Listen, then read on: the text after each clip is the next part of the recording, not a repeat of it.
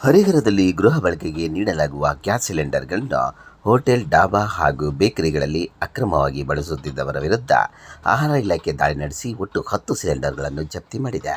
Tahsildar G. Santosh Kumar ನೇತೃತ್ವದಲ್ಲಿ ನಗರದ ಹೊರವಲಯದ ಬೈಪಾಸ್ ರಸ್ತೆ ಹಾಗೂ ಹಳೆ ಪಿಬಿ ರಸ್ತೆ ಪ್ರದೇಶಗಳಲ್ಲಿ ದಿಢೀರ್ ಪರಿಶೀಲನೆ ನಡೆಸಲಾಯಿತು. ಈ ವೇಳೆ ಹಲವು ಹೋಟೆಲ್ಗಳಲ್ಲಿ ವಾಣಿಜ್ಯ ಬಳಕೆಗೆ ಬಳಸಲಾಗುತ್ತಿದ್ದ ಗೃಹ ಬಳಕೆ ಸಿಲಿಂಡರ್ಗಳನ್ನು ಪತ್ತೆ ಹಚ್ಚಿ ವಶಪಡಿಸಿಕೊಳ್ಳಲಾಯಿತು. ಬೈಪಾಸ್ ರಸ್ತೆಯ ಹೋಟೆಲ್ಗಳಲ್ಲಿ ತಪಾಸಣೆ ವೇಳೆ 4 ಸಿಲಿಂಡರ್ಗಳನ್ನು ಹಾಗೂ ಹಳೆ ಪಿಬಿ ರಸ್ತೆ ಪ್ರದೇಶದಲ್ಲಿ ಹೋಟೆಲ್ಗಳಲ್ಲಿ 6 ಸಿಲಿಂಡರ್ಗಳನ್ನು ಜಪ್ತಿ ಮಾಡಲಾಗಿದ್ದು, ಒಟ್ಟು 10 ಸಿಲಿಂಡರ್ಗಳನ್ನು ವಶಕ್ಕೆ ಪಡೆಯಲಾಗಿದೆ.